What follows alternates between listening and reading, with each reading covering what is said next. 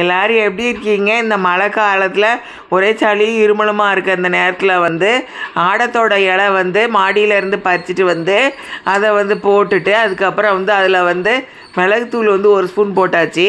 அதுக்கப்புறம் தண்ணி வந்து ஒரு 1/2 லிட்டர் ஊற்றிக்கோங்க. அப்புறம் நாட்டு சர்க்கரை வந்து கொஞ்சமாக ஒரு சின்ன ஒரு 4-5 ஸ்பூன் எடுத்து அதையும் போட்டுக்கோங்க.